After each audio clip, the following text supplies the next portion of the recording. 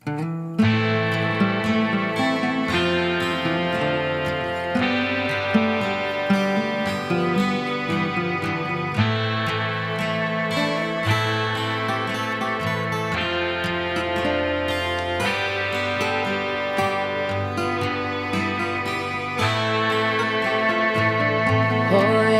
lonjak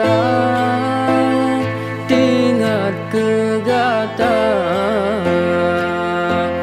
sayang ulun ke adik Sarah. Kadang lupa jo busyit han merasa,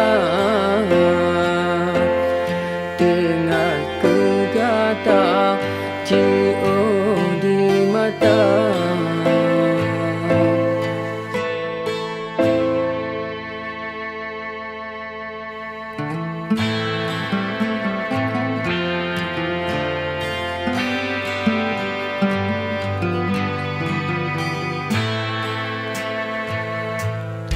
Ulun di sino gata di daya,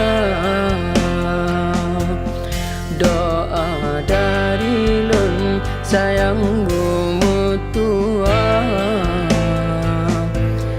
Beta sangsi setia ulun di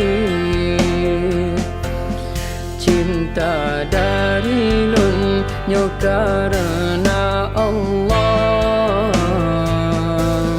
Tak pakai jilbab gata tok orang, di sinan ulun cinta ke adik Sarah. Senangan sudah gata di daya, yang masa depan yang Allah ridha. Allah yang perumpamannya dua, ubah sifat lum karena gata. Hudib lum lagi si batang kara, tapi tak cinta dengan lapang dada.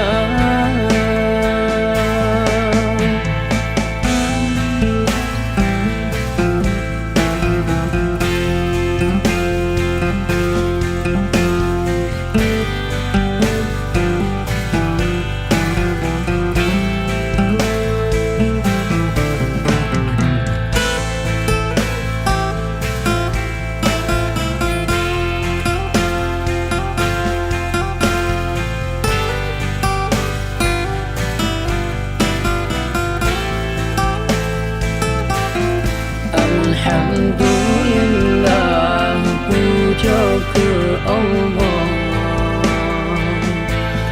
cinta ulunnya karena Allah. Ulun di sini gata di daya,